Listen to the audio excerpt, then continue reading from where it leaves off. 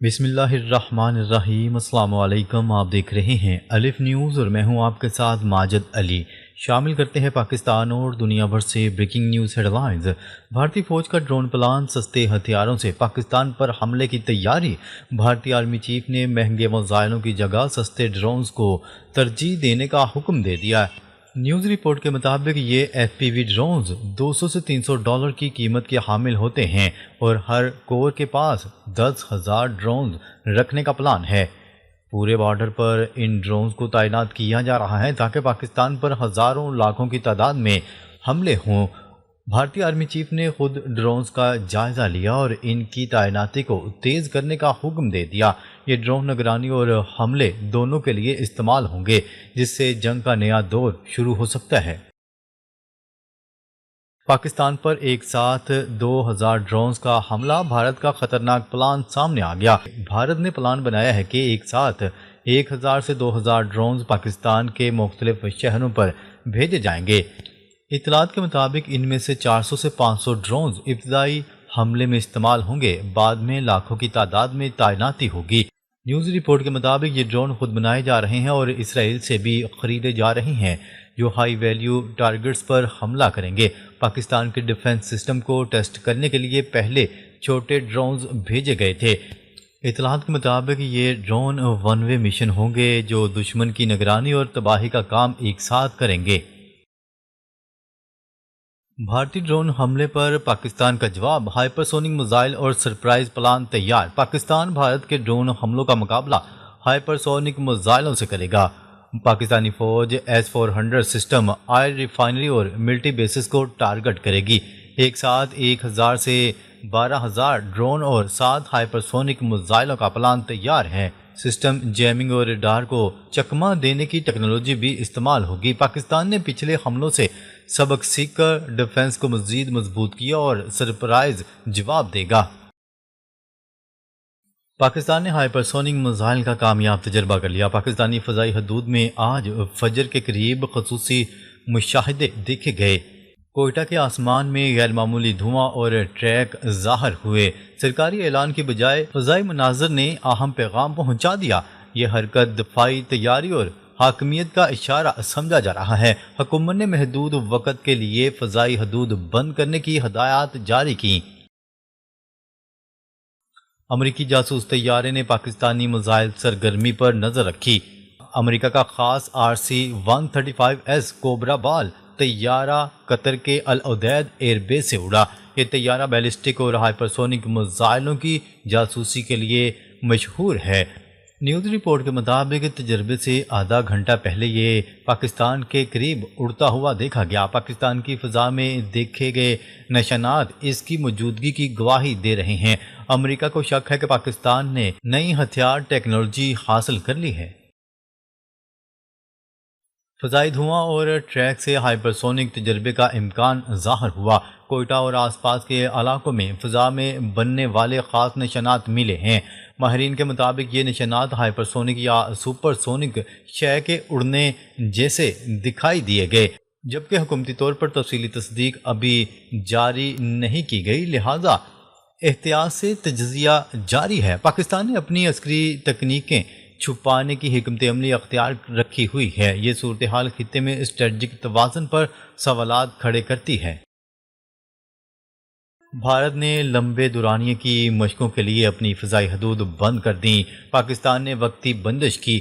نئی دہلی نے طویل مشقوں کے لیے اپنی فضائی حدود 12 روز کے لیے محدود کر دیں، جبکہ پاکستان نے دفاعی تجربے کے دوران چند گھنٹوں کے لیے فضائی حدود بند کرنے کی اطلاع دی۔ دونوں فریقین کی حرکتوں نے خطے میں حفاظتی خطرات اور احتیاطی ردعمل بڑھا دیا ہے۔ ماہرین کا کہنا ہے کہ یہ پابندیاں مشقوں اور جواب دینے کی تیاریوں کا حصہ ہیں۔ عوام سے کہا گیا ہے کہ وہ افواہوں پر کان نہ دھریں اور سرکاری بیانات کا انتظار کریں۔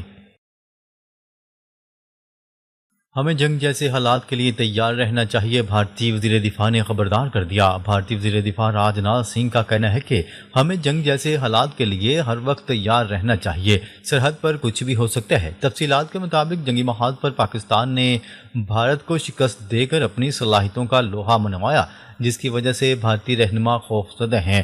بھارتی وزیر دفاع راجناتھ سنگھ نے نئی دہلی میں ایک تقریب سے خطاب کرتے ہوئے کہا کہ مئی کے بعد سے سرحد پر کچھ بھی ہو سکتا ہے، ہر وقت جنگ جیسے حالات کے لیے تیار رہنے کی ضرورت ہے، ہمیں پوری طرح تیار رہنا ہوگا۔ راجناتھ سنگھ کا مزید کہنا تھا کہ آپریشن سندور ایک کیس سٹڈی ہونی چاہیے، ہمیں سبق حاصل کرنا چاہیے۔ پاکستان نے 10 مئی کو بھارت کی اشتعال انگیزی کا بھرپور جواب دیا تھا۔ فرانس کی قطر اور امارات کو رافیل طیاروں کی فروخت۔ فرانس کی جانب سے قطر اور متحدہ عرب امارات کو رافیل طیاروں کی فروخت سے بھارت پریشان ہو گیا۔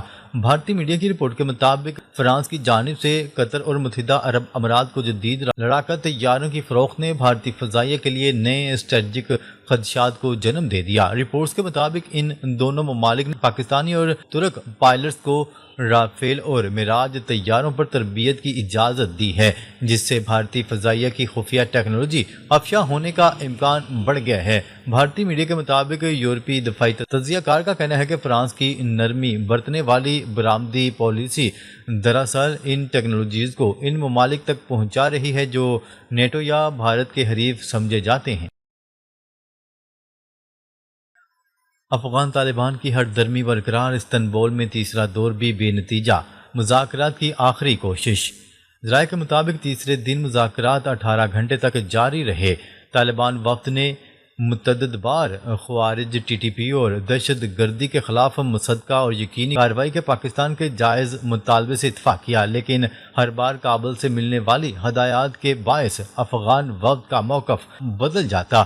ذرائع کا بتانا ہے کہ کابل سے ملنے والے مشوروں سے مذاکرات بے نتیجہ رہے۔ پاکستان اور میزبان سنجیدہ طریقے سے اب بھی پیچیدہ معاملات کو حل کرنا چاہتے ہیں۔ امریکہ میں شٹ ڈاؤن 27ویں روز میں داخل، ریپبلکنز اور ڈیموکریٹس میں ڈیڈ لاک برقرار۔ ریپبلکن اور ڈیموکریٹس کے درمیان بجٹ پر ڈیڈ لاک برقرار رہا۔ امریکی صدر نے شٹ ڈاؤن کے دوران وفاقی فنڈز منجمد کر دیے، ہزاروں ملازمین کو بھی جبری رخصت پر بھیج دیا گیا۔ فوجی و قانون نافذ کرنے والے اہلکاروں کی تنخواہیں یقینی بنانے کے لیے رقوم منتقل کی گئی۔ سیاسی ماہرین کا کہنا ہے کہ ڈونلڈ ٹرمپ انتظامیہ کے اقدامات کانگریس کے اختیارات کے لیے خطرہ بن رہے ہیں۔ ڈیموکریٹس نے ڈونلڈ ٹرمپ پر الزام لگایا ہے کہ وہ صرف اپنے پسندیدہ اداروں کو تنخواہ دے رہے ہیں۔ حماس نے ایک اور یرغمالی کی لاش اسرائیل کے حوالے کر دی۔ فلسطینی مزاحمتی تنظیم حماس نے ایک اور اسرائیلی یرغمالی کی لاش ریڈ کراس کے ذریعے اسرائیلی حکام کے حوالے کر دی۔ اسرائیلی فوج کے مطابق لاش کو تل ابیب کے ابو کبیر فرانزک انسٹیٹیوٹ منتقل کیا گیا، جہاں شناخت کا عمل 2 دن تک جاری رہنے کا امکان ہے۔ اسرائیلی فوج کا کہنا ہے کہ حماس اس سے قبل 16 یرغمالیوں کی لاشیں اسرائیل کے حوالے کر چکی ہے، جبکہ اب بھی 12 یرغمالیوں کی لاشیں حماس کے قبضے میں ہیں۔ پاکستان نے بنگلہ دیش کو اقتصادی تعاون کی بڑی پیشکش کر دی۔ پاکستان نے بنگلہ دیش کو کراچی پورٹ ٹرسٹ کے استعمال کی پیشکش کی ہے۔ تفصیلات کے مطابق 20 سال بعد پاکستان بنگلہ دیش 9ویں مشترکہ اقتصادی کمیشن کا اجلاس ہوا، جس کی مشترکہ صدارت وزیر پیٹرولیم علی وزیر ملک اور بنگلہ دیش کے مشیر خزانہ نے کی۔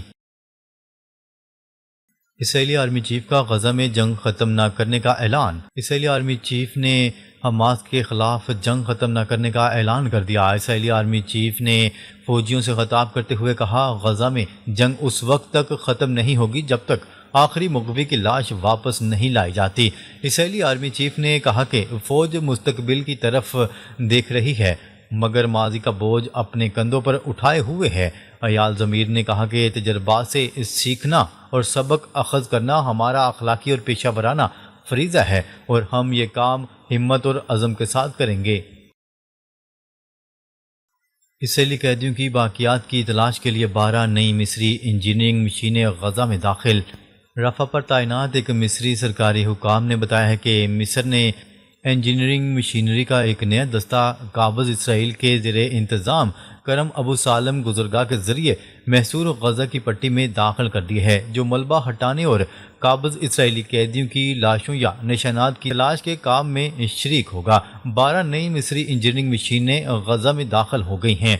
ذرائع کے مطابق ان مشینوں کا داخلہ مصر اور قابض اسرائیل کے درمیان جاری باہمی ہم آہنگی کے تحت عمل میں لایا گیا تاکہ ان علاقوں میں تلاش اور ریسکیو کے کاموں کو سہولت دی جا سکے۔ ترکیہ کا برطانیہ سے 11 ارب ڈالر مالیت کے یورو فائٹر طیارے خریدنے کا معاہدہ۔ غیر ملکی خبرساں ادارے کی رپورٹ کے مطابق معاہدے سے متعلق ہونے والی تقریب میں ترکیہ کے صدر رجب طیب اردوان اور برطانوی وزیر اعظم کیر سٹارمر نے شرکت کی۔ اس موقع پر برطانوی وزیر اعظم کیر سٹارمر کا کہنا تھا کہ یہ ایک انتہائی اہم معاہدہ ہے کیونکہ یہ 8 ارب پاؤنڈ یعنی 10.7 ارب ڈالر کے آرڈر پر مشتمل ہے، جو 10 سال تک مقامی باشندوں کو روزگار فراہم کرے گا۔ متحدہ عرب امارات کابینہ نے ملک کی تاریخ کے سب سے بڑے 92 ارب درہم کے بجٹ کی منظوری دے دی۔ متحدہ عرب امارات کی کابینہ نے مالی سال 2026 کے لیے ملک کی تاریخ کے سب سے بڑے بجٹ کی منظوری دے دی ہے، جس میں آمدنی اور اخراجات میں توازن رکھا گیا ہے۔ دبئی میڈیا آفس کے مطابق متحدہ عرب امارات نے نئے مالی سال کے لیے اب تک کا سب سے بڑا 25 ارب ڈالر سے زیادہ کے بجٹ کی منظوری دے دی۔ یہ گزشتہ سال کے بجٹ کے مقابلے میں 30% زیادہ ہے۔ کینیا میں طیارہ گر کر تباہ، تمام مسافروں کی ہلاکت کا خدشہ۔ کینیا میں ایک چھوٹا طیارہ گر کر تباہ ہو گیا جس میں سوار 12 افراد کے ہلاک ہونے کا خدشہ ظاہر کیا جا رہا ہے۔ ناظرین، اب تک کے لیے اتنا ہی۔ مزید خبریں لے کر بہت جلد آپ کی خدمت میں حاضر ہوں گے، تب تک کے لیے اپنا خیال رکھیے گا۔ اللہ نگہبان۔